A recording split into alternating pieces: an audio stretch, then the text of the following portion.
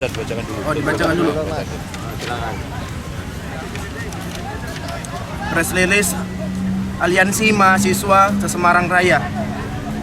Pertama, menuntut keadilan untuk Afan dan juga Reza dan mengadili seluruh pelaku serta dalam pelanggaran HAM berat baik di masa ini, di masa lalu dan juga secara transparan dan juga berkeadilan.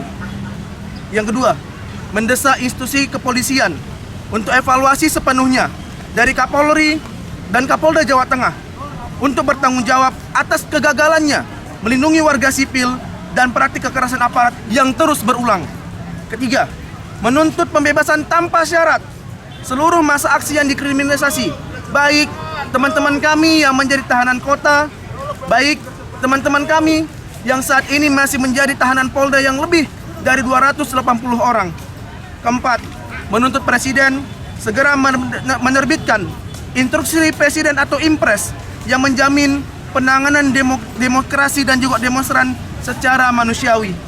Kelima, menjamin perlindungan hukum bagi jurnalis, pers mahasiswa saat meliput dan juga tenaga medis untuk bertugas pada waktu aksi massa.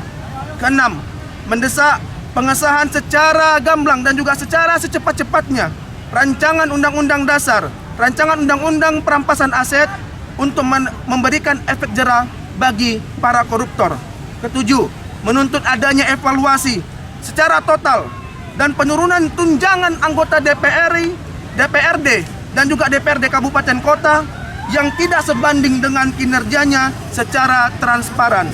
Kedelapan, mendesak dibuatnya regulasi yang mengatur mekanisme fit dan proper test yang ketat dan transparan bagi calon anggota legislatif.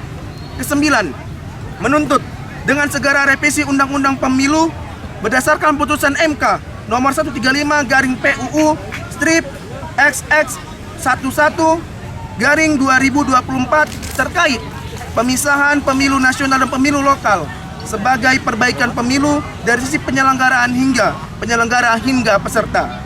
10, menuntut evaluasi menyeluruh terhadap kinerja lembaga eksekutif, legislatif, yudikatif, dan aparat penegak hukum yang kami nilai telah melenceng dari cita-cita reformasi. Mungkin ini 10 tuntutan dari Aliansi Mahasiswa Semarang Raya untuk Indonesia yang lebih maju dan juga berkeadilan. Terima kasih.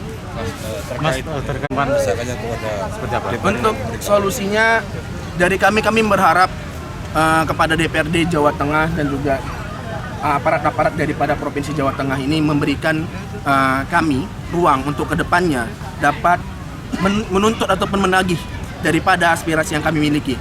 Dikarenakan ini merupakan bukan barang lama, ini bukan barang baru, tapi ini barang lama tentang RUU perampasan aset. Kemudian bagaimana demonstrasi di Indonesia sudah terbelenggu dan juga bagaimana aparat-aparat pemerintahan, aparat penegak hukum itu yang saat ini ketika demonstrasi itu dilakukan, mereka melakukan resiprositas kepada teman-teman aksi, teman-teman daripada mahasiswa, teman-teman daripada masyarakat. Kami di sini mengawal secara khusus untuk kedepannya dan juga menuntut secara khusus kepada DPRD Jawa Tengah dan juga instansi di Jawa Tengah ini supaya dapat diselesaikan dengan secepat-cepatnya. Mungkin ada hasil respon dari Dewan sendiri tadi. Untuk dari respon Dewan sendiri tadi mengatakan bahwa mereka sudah menerima daripada press release ini dan juga tuntutan kami, dan secara hari ini dikatakan DPRD Jawa Tengah itu akan berkoordinasi dengan Polda Jawa Tengah dalam membebaskan kawan-kawan kami yang telah ditangkap pada aksi demonstrasi dari tanggal 25 Agustus sampai dengan hari ini.